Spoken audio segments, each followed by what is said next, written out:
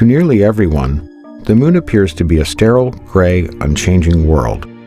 But while the moon has remained largely unchanged during human history, our own understanding of it has evolved dramatically.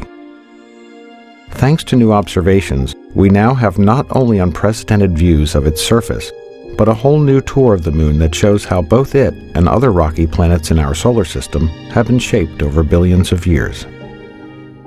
We'll start with one of the largest impacts, Oriental Basin, a feature that's as wide as the distance from New York City to Cincinnati.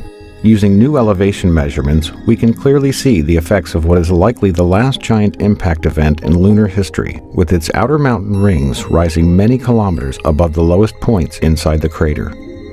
The interiors of some craters in the moon's polar regions, like Shackleton, haven't seen sunlight in over 2 billion years.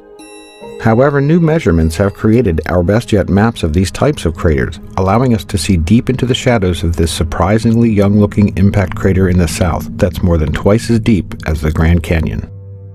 Some impacts are invisible for other reasons. Although the ancient South Pole Aitken Basin is difficult to see from orbit because it is so large, new LRO topography maps reveal the largest impact basin in the Earth-Moon system, measuring several kilometers in depth and around 2,500 kilometers in diameter. Only the Hellas Basin on Mars rivals it in size. One of the youngest large-scale impacts on the Moon is the Tycho crater.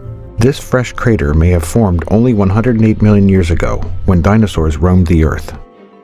We now also have an extreme close-up view of the crater's central peak, revealing a mountain with sharp edges, building-sized rocks, and a central boulder about the size of a baseball stadium. The Aristarchus Plateau is another recent lunar formation that has long interested scientists and astronomers. The crater itself formed in the same era as the Tycho crater, and what appear to be snaking river valleys were actually carved by ancient lava flows.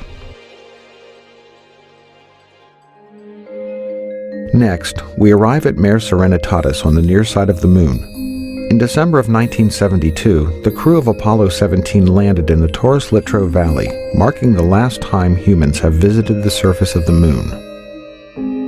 With images from LRO's narrow-angle camera, we can clearly see the evidence of that visit. In this image, you can easily see the base of the lunar lander, along with the lunar rover, parked far from the blastoff zone. You can also clearly see the astronaut trails and the wheel tracks left on the lunar surface.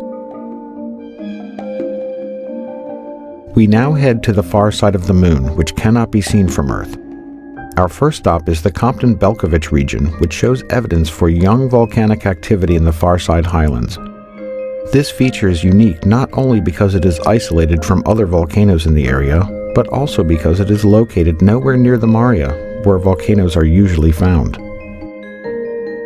Also, on the far side, we find the Jackson crater, which, like the Tycho crater on the near side, has an extensive and complex ray system. In fact, this crater is often considered to be like a twin to Tycho.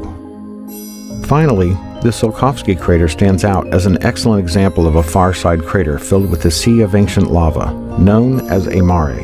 It is particularly interesting to scientists and other observers because of its isolation from other similar craters, as well as its beautiful central peak. As we continue to study the Moon, our understanding of it improves, giving us new insights not only into how it has evolved over time, but also how other rocky planets in our solar system have come to look the way they do.